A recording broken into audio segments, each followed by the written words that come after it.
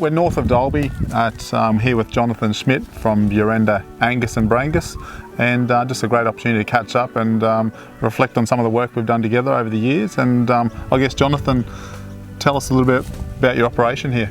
Yes, well look, I'm very fortunate. I work for a private company called Burenda Holdings, which is owned by Alec and Mary Peden and the Tees family estate, and yeah, very fortunate to be working for them, and we run an operation here basically selling Angus and Brangus bulls.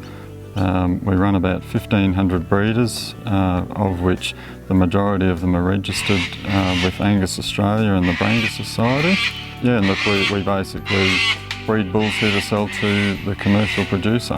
What were some of your challenges here once, when you first came here? What were the things you were wanting to improve, or were there things you were having problems with at all?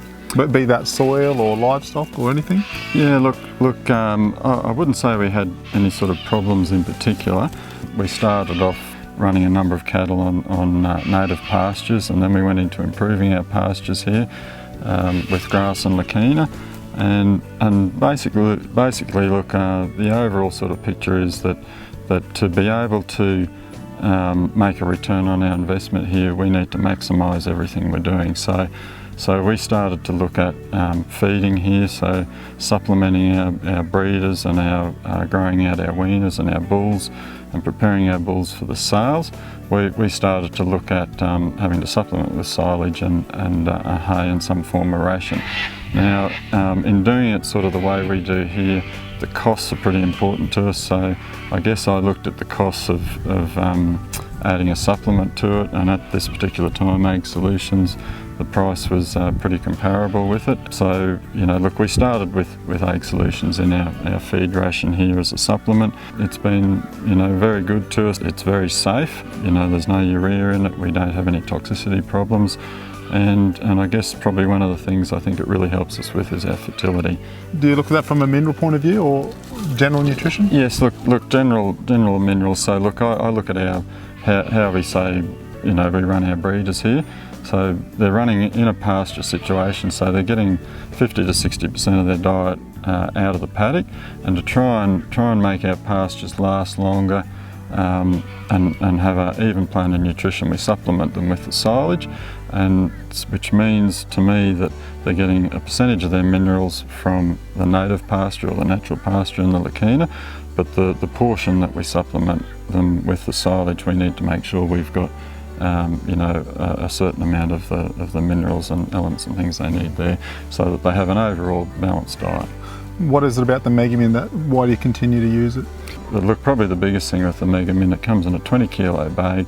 It's just a straightforward 20 kilos per tonne of mixed feed, and I have numerous staff here, and I find that with my whole feed ration and adding ingredients and that sort of thing, it's just easier to have the simplest sort of program you can have, so that there's no confusion and they can't get it wrong. So and look, with our silage ration here, we feed breeders, we feed young cattle, we feed bulls that are being prepared for the sale.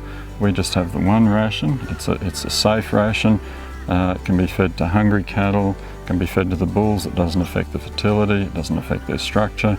It can be fed to the breeders, and it doesn't cause spikes in nitrates and fertility issues there. It's just a very safe, simple ration, and by putting the MegaMin in there, that's enabled us to keep it as a straightforward, simple feed ration. Can you talk to me a bit about your program or the importance of that service and ration formulations, that sort of things? Has that been of use? Yeah, look, it has. So Paul's been out here. Look, he probably comes out once or twice a year to us here. It's more just on an as-need basis, because we just have the one ration here. It's pretty straightforward, but look, I do change it, and from time to time when I do, I get Paul to come out, and it's generally when we get ourselves into a situation like in 2017, from June through till about January. We pretty much had very little rain here. We had no feed, and we no feed in the paddocks, pasture or lacina. So we were basically down to supplementing our cattle with this silage ration, you know, at 80-90% levels of their diet, or basically at a maintenance level. So, and of course the price of grain had gone up, the price of cottonseed had gone up. So look, I got Paul out, he comes out, and I just say to him, look, we've got hay, we've got grain, we've got this much grain left, I've got this much cottonseed left, and we've got all the silage in the world. Let's see if we can come up with a ration that will sort of prolong our product use as long as we can.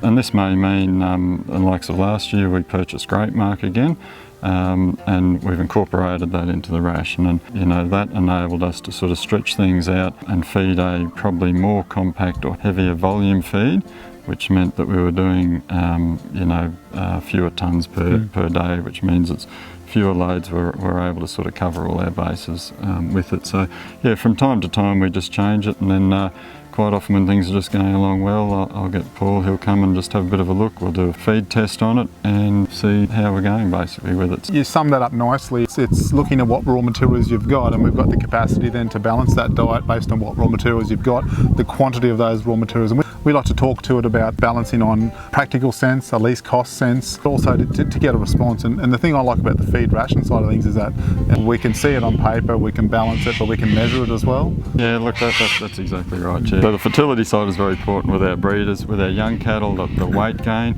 from when we wean in sort of March, April, I like to supplement our weaners while they're on the lacina and the grass to try and just maintain a post-weaning weight gain of about 0.6, 0.7 of a kilo. Utilising the silage ration with that enables us to do that. You know, that provides long-term benefits for us in that those young cattle haven't had a setback, and once they get a couple of months past weaning there, they start to really take off and do again. We talk a lot about right products for the right time, and I think you've also explored the magnesium, the MegaMin Extra Magnesium. I know I had a call from a lady in Central Queensland a few months ago who'd been talking to you, and she rang me and said, Jonathan Schnmidt said I should be using this product. Can you tell me a little bit about that? Yeah, so look, basically that started our calving with our heifers here. We firstly made all our heifers to the right bulls, so that's through the use of AI and backup bulls. And I found over the years that was our first step in having hassle-free heifer calvings basically, and then my second sort of step of it is as little as a couple of weeks before the heifers start calving, I found that if I feed the AgSolutions high magnesium dry lick that you've got, I've just found that it assists with you know, easy and quick calvings, and it reduces the likelihood of prolapses and other complications from the calving. And look, I noticed that myself in the first few years there, and then look, just as an example there, we always ran our heifers here at home and had very little calving problems. We run between 2 and 3% every year in our Angus heifers, calving difficulties, which some are abnormal presentation, backwards, leg back, things like that, and then there's the odd big calf that goes against the genetic trend. But look, there was one year where I just couldn't run my heifers at home here, and for the last 4 or 5 months I sent them out on adjustment. They had good green feed for the first couple of months, and then the last 3 months on adjustment the feed ran out, and I thought to myself, this is going to work well. It's in the last trimester, we won't grow the calves, I'll bring them home and everything will be fine. And look, we had 250 heifers there. They came home they started calving about 17 days before the due date, and in the first 18 heifers that calved, I had 8 or 10 prolapses there, and I thought to myself, what's going on here? Rang Gary and Paul, and they just said it's magnesium and zinc. So I went in, bought the pink label AgSolutions mineral, brought it home, fed it to my heifers. Look, they absolutely swamped the feed in the first 24 hours. And I was surprised, and I was told that the uptake of those minerals is pretty much, you know, relatively quickly. And those heifers got in ate what they were supposed to consume in 10 days. They ate it in 8 days, but they ate 80% of it in the first 24 hours. and then straight away I noticed a difference in the number of prolapses and problems after there. And basically, the way I believe it works, it's to do with the contractions in the uterus, and if they haven't got that in the right balance, they strain too hard, and that's what pushes the. Just to enlighten on that, I've had half a dozen of our commercial clients, so they're stretched from Mooney to Mitchell to Central Queensland, and just it first started in, I think it's 2011. So we had a really big wet summer and a lot of feed, and they joined the heifers over that summer, and then they came around to calving in August, September, October the following year. A big body of dry feed, dry mouldy feed that was probably lacking in a few minerals, and quite a few of our clients had a lot of prolapses and then following through for 12 months after that, reduced fertility and things like that. And most of them, between their local vets and the few that I was talking with, they all invested a little bit of money in that high calcium magnesium lick, and they pretty much saw an improvement in what was happening. You've got a great asset here in the form of leukemia as well, and I think we've been involved with even doing some soil tests on some of your country just to give you a better picture of what some of your excesses or deficiencies in the soil may be. Is that? Yes, that's right. Look, we did a little bit with Paul there with some soil tests, looking at various deficiencies in the soil and soil carbon levels, and we did do some trials there where we put different amounts of Natramin on just to see the responses and what was happening there. So Jonathan, talk a little bit about the article you're trying to produce as a bull producer for your clients. What is it you're wanting to produce, and what do you think your clients are demanding? Yeah, okay, well look, the majority of our clients are just good commercial people in southern and western central Queensland. So a lot of them have Bos Indicus based breeders, so it might be Santa or Brahman, Drought Master, Charbray sort of composite cross breeders, and they utilise our Angus genetics for their heifer joining, so good calving ease, short gestation, below average birth weight, and then the best carcass data they can get there to basically ensure that they have a live heifer and a live calf, but then give themselves an opportunity to have a good a good weaner coming through. On the cow side, we have a number of bulls there that have the similar data but have good growth and really good carcass data. But our guys are looking for a number of things. They're looking for good quiet bulls that are well grown, well handled, have all their vaccinations, have a bit of a history behind them as to the herd health and the fertility of the herd. So we keep pretty stringent records on our breeders, and our breeders must have a calf every year, and so we have a calving interval. A lot of our guys look at that because they want to know that the bulls they're purchasing come from a fertile herd. They look at all these things, and the general health of the bull up to the sale time or the purchase time. We try to do it here or base it on around 1 kilogram a day for the life of a bull, and I've based that on that we would like to see our bulls, by the time they get to sale time, that from the moment they're born right through to then they've had a constant weight gain, that they've had no nutritional ups and downs. Situations some people would just push their weaner bulls out into a paddock. They don't do very well for 6 months, and then 3 months before the sale they run them in, and feed them in preparation for the sale. We tried to avoid all that here, have done for the last probably 10 or 12 years, and we've been able to do that with the use of this silage and feeding in that way. More and more of our clients now are becoming focused on the EBVs, the estimated breeding values, which we record a lot of data on our bulls and our breeding females, and it's all sent to Angus Australia, and they produce these EBVs for each individual animal. And a lot of our guys now are having a really close look at that, because they've realised that if they want to improve things at the processing end or the feedlotting end, that they need to be purchasing the right bulls. And a good way of doing that is to use this data to try and select the right bull for the desired outcome thereafter. So look, in a nutshell, they look for all those things. Also a bit of a client relationship or a trust sort of relationship. They've got to be comfortable with us. They've got to be able to ring us up and state that there's a fault or a problem with the bull, or just got to sort of have an all-round package if you can. Yeah. Yep. That's probably a really good point. It's about partnerships, isn't it? So it's about you partnering with your client or having that trust and relationship, and it's about AgSolutions, I guess. The trust and the partnership we have with Burenda, and about us giving, I guess, correct and appropriate and professional nutritional advice. You spoke about a couple of key points there. One was about the importance of, I guess, consistency in nutrition for those producing those bulls, but also fertility. So obviously nutrition plays a role in that. Yeah, look, absolutely. We're in a system here where we have 3 bull sales a year. We have one at Blackall in March, one in Rome in August, and one in October in Clermont each year.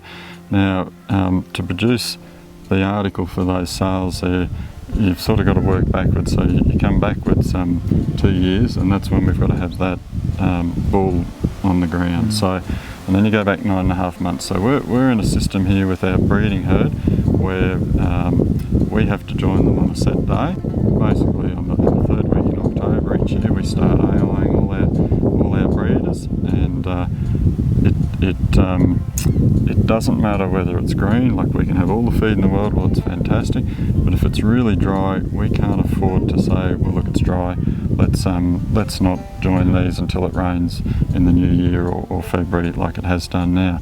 So we need to be able to make sure we get those cows in calf on a certain date. So to do that,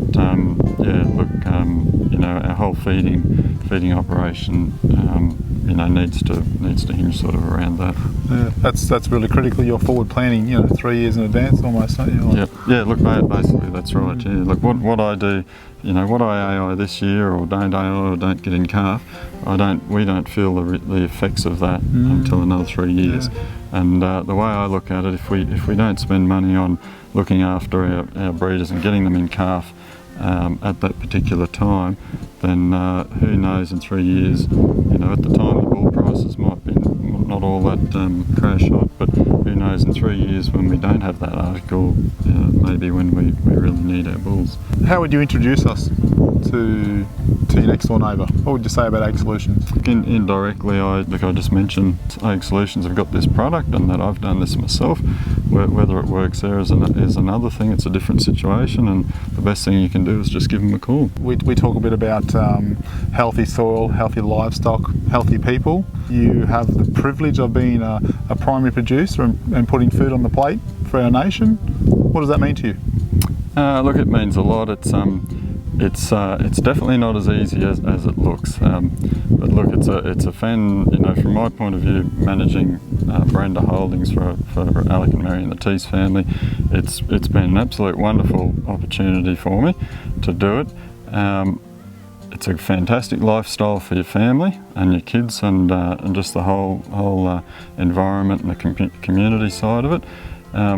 When it comes to the beef production side of it, there are a lot of challenges in agriculture in this day and age, and look, I think probably the two main things that I I think about all the time or focused on is basically the financial situation. So it's all about production, productivity, generating income, trying to keep our costs costs at a reasonable level, which is becoming more and more difficult as time goes on. And then look, the second biggest thing that influences how we operate and how we perform on a yearly basis is basically the weather, and the effect of droughts and wet periods that come in. They play a big part in the overall productivity of how we go here. So yeah, look, agriculture, I love agriculture, I love cattle, I love working on the land, the pastures, there's just very little to not like about it all. But yeah, look, it has a lot of challenges in doing it. I believe the beef industry probably in the next few years is, I don't think it's going to, take off or go any higher, but I think it's going to hover around where we are now, which would, from our point of view, would be very good for us. We believe at these sort of beef prices that are happening in the sale yards and at the meatworks that we can stay in business at this level. We've got green grass in front of us here today. It wasn't like that only a few weeks ago, and when we stepped out of the car here today, we instantly spoke about family and connections to out west. Like there's people that are hurting out there, aren't there? Yeah, look, there's still a lot of our guys haven't had rain further west, and when it doesn't rain out there, they don't buy bulls off us. So so the weather plays a big part in our business overall. We've sent quite a few bulls up to Winton and Longreach just lately in the last couple of weeks, and that's as a result of in the last 3 weeks I've had some beautiful rain up there, the same central Queensland and up north. So yeah, look, our whole business in regards to selling bulls hinges quite often on those western areas on the weather influences. Yeah.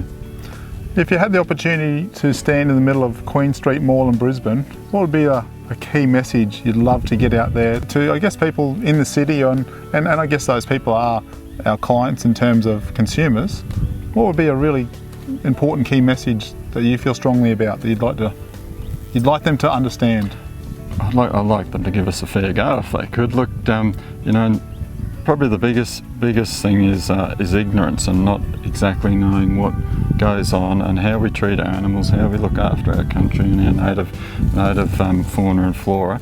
So look, probably the biggest thing would be to say to these people, come out and have a look and see what we do, and try and get a bit of a basic understanding of what we do before you basically say no to us. We're doing our best out here, with animal welfare, with looking after the fauna and wildlife in our pastures, our families, the communities. We're doing our best to try and keep everything heading in the right direction, and one way that they can all help us is to basically come and just understand what we're doing, so that they have an understanding of what we're trying to do, and that we're not all environmental vandals or water wasters and things like that. So.